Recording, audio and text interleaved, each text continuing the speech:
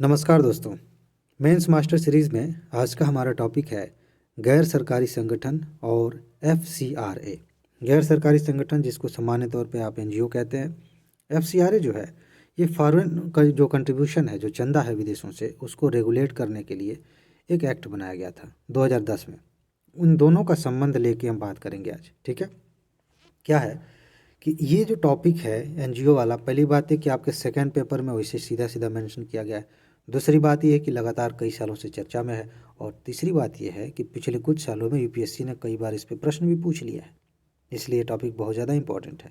ठीक है, एफसीआरए को संशोधित किया गया था, आपने पढ़ा होगा, उसे भी हम देखेंगे। तो चलिए एक एक करके बात करते हैं। बहुत ज़्यादा इंपॉर्टेंट टॉपिक है और आपको पता है जैसा कि हम हर टॉपिक में करते हैं, उसी नज़रिए से उसी दृष्टिकोण से हम बात करेंगे जिस दृष्टिकोण से प्रश्न बनाए जाते हैं, ताकि हम आसानी से उत्तर दे सकें। सामान्य तौर पे परिचय की बात करें तो बस आप समझ लीजिए, आपको इसे भी पता है कि जो एनजीओ हैं वो गैर लाभकारी नेचर के होते हैं, निजी भी हो सकते हैं, स्वयंसेवी भी होते हैं, है ना।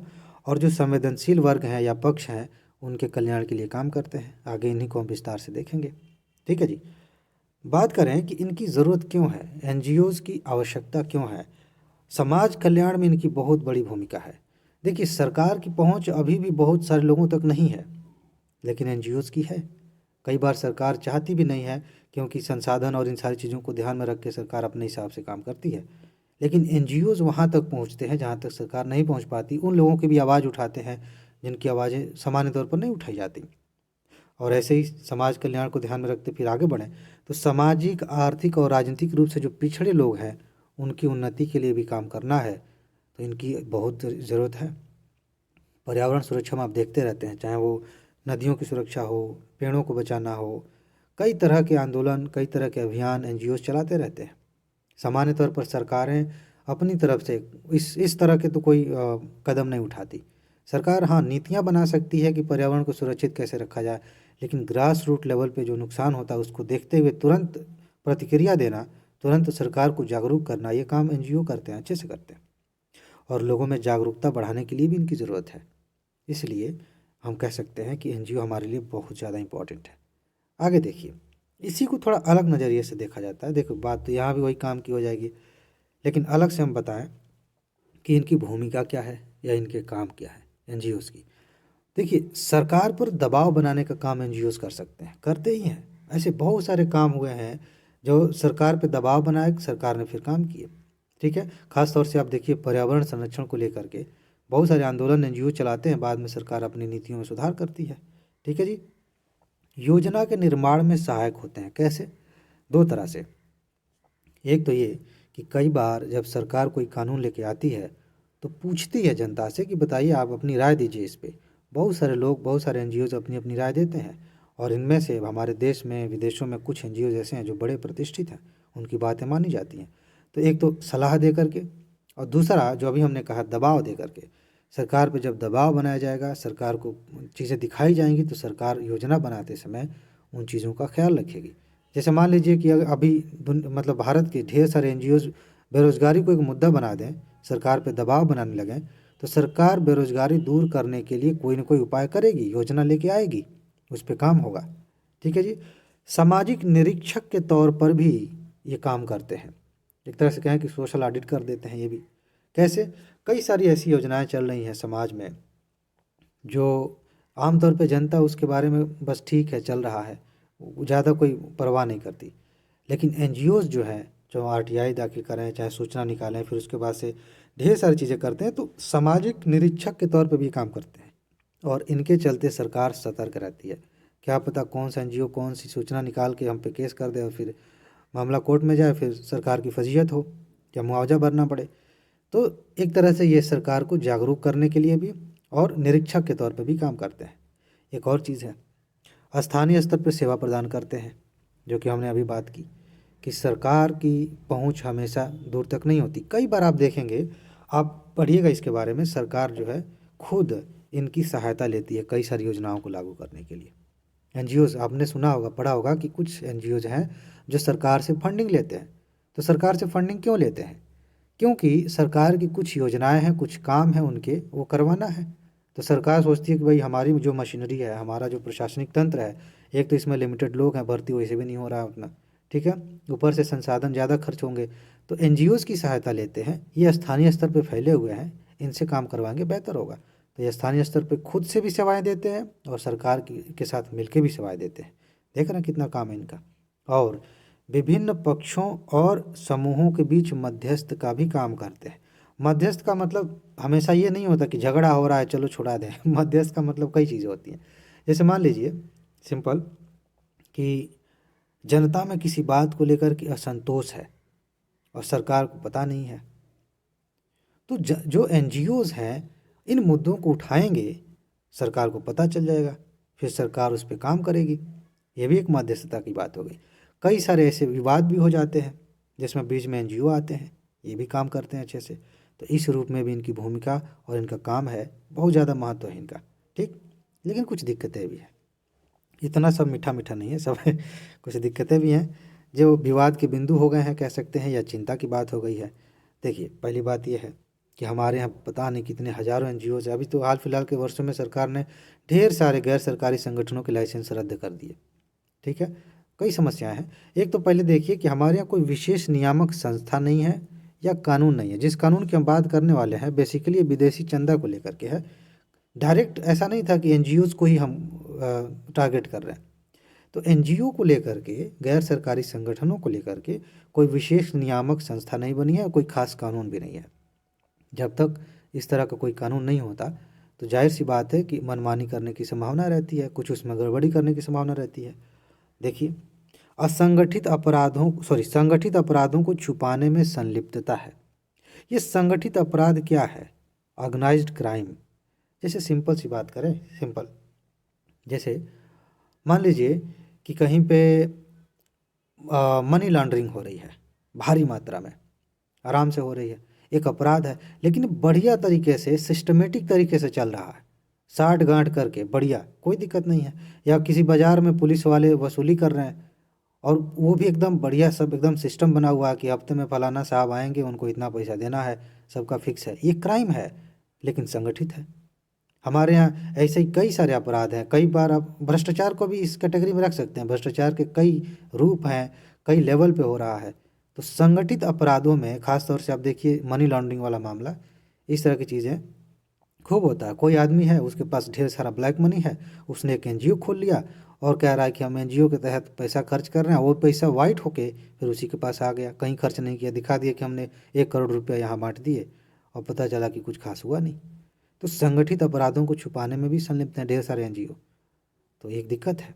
आगे देखिए, विदेशी चंदा प्राप्त करके सरकारी कार्य में बाधा। आपने ये भी सुना होगा कि कई बार सरकार जो है विदेशी एनजीओज पर प्रतिबंध लगा देती है, कुछ भारत में काम करने वाले हैं उन पे भी। जैसे ग्रीन पीस के साथ सरकार की बनती नहीं है कुछ, भारत सरकार की एक ग्रीन पीस एनजीओ है।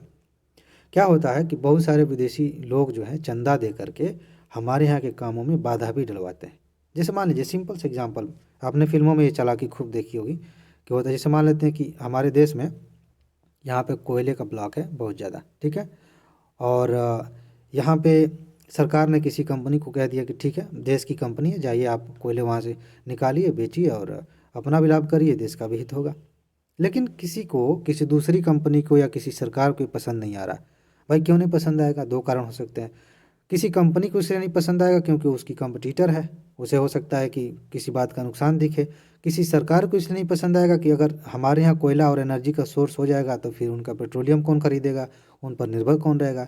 मैं एक एग्जांपल दे रहा हूँ, ऐसे ढेर सारे काम हैं। तो क्या करेंगे कि एनजीओज़ को पैसा देंगे और जाओ विरोध करो कि यहाँ के पर्यावरण को नुकसान हो रहा है। देखिए पर्यावरण को इग्नोर नहीं किया जाना चाहिए, लेकिन पर्यावरण के नाम पे देश के विकास को रोकना भी थोड़ा सा कोई बुद्धिमानी वाली बात नहीं है, ठीक है। तो बैलेंस बना के चलना पड़ेगा। यहाँ क्या होता है, कई बार ऐसा देखा गया है, सरकार ने पकड़ा भी है कि विदेशी चंदा लेकर के सरकारी काम में बाधा डाला जाता है। चिंता की बात है। सरकारी काम में ऐसे अनावश्यक रूप से बाधा नहीं डालना चाहिए। निश्चित रूप से अगर देश को नुकसान हो रहा है, जनता को नुकसान हो रहा है, पर्यावरण को नुकसान हो रहा है, तो एनजीओज़ को आगे आना चाहिए, अपनी आवाज़ उठानी चाहिए, जनता की आवाज़ उठानी चाहिए, ठीक है। तो लेकिन ऐसा कभी कभी नहीं होता। लेकिन ये अपवाद है, मोटे तौर पर सब ठीक ही है, ठीक है। लेकिन इन अपवादों में कुछ बड़ी चिंताजनक होती है। आगे, पारदर्शिता और जवाबदेही की कमी है। इसमें बहुत सारी ऐसी समस्याएं हैं, पता नहीं चलता कहाँ से पैसा आया, कहाँ गया, कौन जवाबदेह है इसके लिए, तो समस्या तो होगी ही। और लाखों की संख्या में एनजीओज हमारे यहाँ चल रहे हैं, तो ये सारी चिंताएं हैं, चिंता की बात है। इन सब चीज़ों को देखते हुए सरकार ने क्या किया कि हाल ही फिलहाल में जो एफसीआरए एक्ट था 2010 वाला, उसमें कुछ संशोधन किए। ठीक है, विदेशी मुद्रा विनियमन अधिनियम एफसीआरए, इसमें कुछ बदलाव किए। और वो बदलाव कौन से थे उन्हें हम देख लेते हैं। ध्यान से देखिएगा, इसमें बदलाव में सरकार के अपने पक्ष हैं, लेकिन इसमें कुछ गड़बड़ भी बातें थी। अब यहाँ से जो चीज़ें हैं ना, वो प्री के लिए भी इम्पोर्टेंट है, ध्यान रखिएगा। पहली चीज़, कुल विदेशी चंदे में से 20% से अधिक प्रशासनिक खर्च नहीं करेंगे आप। मान लीजिए कोई एनजीओ है और विदेशी चंदा उसको मिला 1 लाख रुपया, चलो 100 रुपया मान लेते हैं, 100 रुपये मिला, तो पहले ये होता था कि 50% तक, यानी कि 50 रुपये तक आप प्रशासनिक व्यय कर सकते थे। यानी कि मान लीजिए बिल्डिंग बनवा दिया, वेतन दे दिया अपने कर्मचारियों को, तो उसमें खर्च कर सकते थे। अब नियम ये हो गया कि 20 रुपये ही खर्च करेंगे आप 100 में से। ठीक है, यानी कि 20%। आगे, भारतीय स्टेट बैंक के दिल्ली शाखा में एक खाता खोलना पड़ेगा आपको।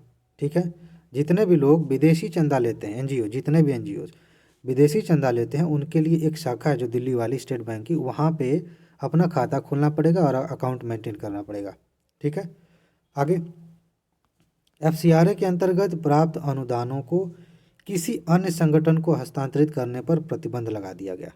मतलब क्या है?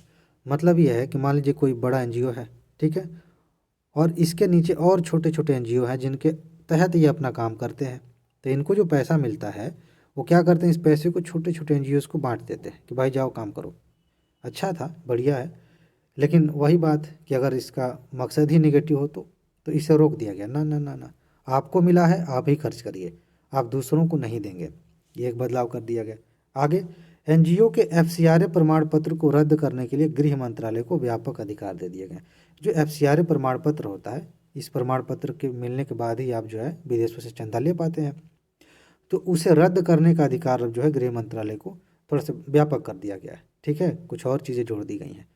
ये कुछ ऐसे बदलाव हैं जिन पर विवाद भी थे। सरकार का कहना है कि बहुत अच्छे बदलाव हैं, पारदर्शिता आएगी। कुछ लोग कह रहे थे कि सरकार की जो है अपनी मंशा है, सरकार चाहती है कि इनको दबा कर रखें, एनजीओ उनको परेशान करते हैं, जो भी है, लेकिन ये प्रमुख बदलाव थे। चिंताओं को फिर से देख लेते हैं एक बार, जो आप लिख सकते हैं। क्या लिख सकते हैं चिंता में भाई?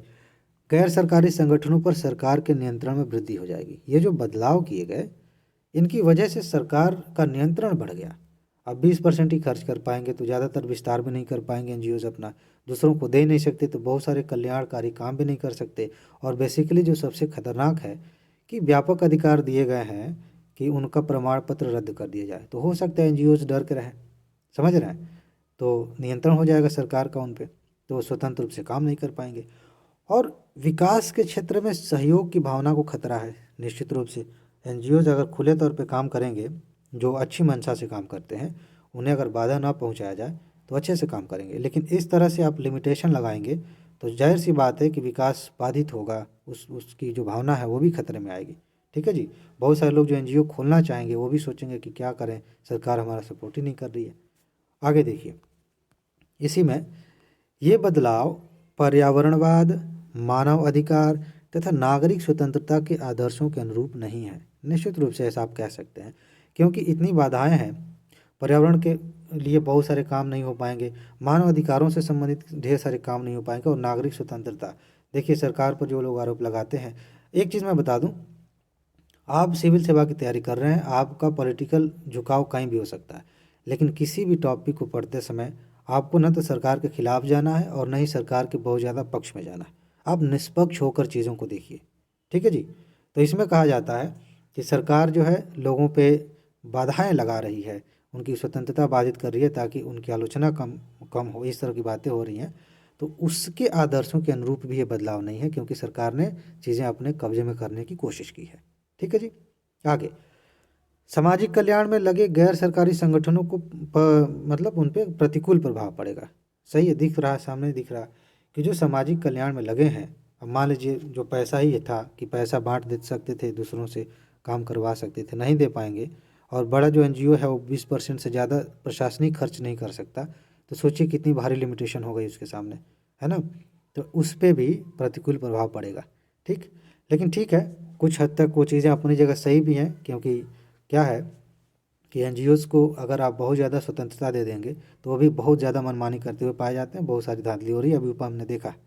लेकिन कुछ निष्कर्ष की भी बातें होनी चाहिए कि आगे क्या किया जाए, खाली समस्या देखने से थोड़ी होगा। देखिए, पहली बात ये, गैर सरकारी संगठन उच्च स्तर की पारदर्शिता हासिल करें, बहुत ज़रूरी है। अगर ये पारदर्शिता से काम करें, ये बताएं कि पैसा कहाँ से आया, कहाँ गया, हम किस दिशा में काम करते हैं, हमारे कितने ब्रांचेज हैं, हमारे कितने लोग हैं काम करने वाले, कितना बढ़िया रहेगा, बताने में क्या दिक्कत है। तो ये पारदर्शिता लेके आए।